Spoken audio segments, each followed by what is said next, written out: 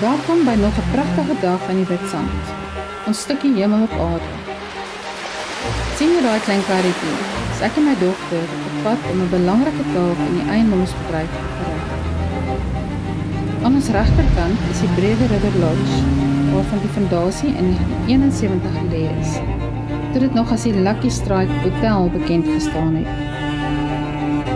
Verder lei hierdie styl opdraande na die dorp se eerste vierrigtingstop, waar mense mekaar dikwels met 'n knik of vinnige handwaai groet. Een van die eerste dinge wat jy in die Witstrand sal opvang, is die vars lug wat jy laat besef wat 'n voorreg dit is om dit diep in te asem. Dit self is werklik van onskatbare waarde. Aan die linkerkant is die ou Barry & Nephews Bullshed, waar die bekende Witstrandmark reg deur die jaar oop is. Welkom by Bredesig District, een van Witstrand se nuutste woongebiede. Voor jou lê die Breë rivier en aan die oorkant sien jy een van Witstrand se buurdorpies, Infanta. Die groen landerye wat jy in die verte sien, sal binnekort helder geel vertoon, wanneer canola in blom is. Dis dan ook 'n goeie aanduiding dat lente net om die draai is.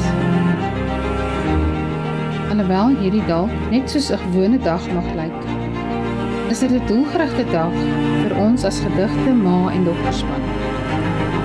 Dis vir ons spesiaal om nog 'n stukkie van die Witstrand-droom te deel. Dis moeilik om vir iemand te verduidelik wat dit beteken om in die Witstrand te kan bly. Want die dorpie is 'n plek wat jy moet beleef om te kan waardeer.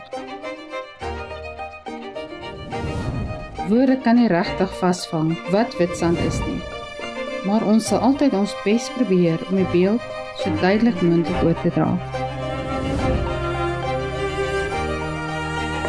Witstrand offer veel meer as net 'n huisie by die see.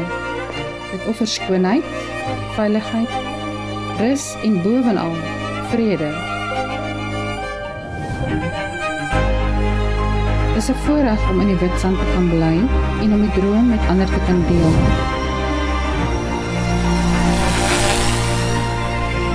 Indien jy meer van Witstrand wil weet, of dalk beplan om 'n eiendom te belê, kontak ons gerus.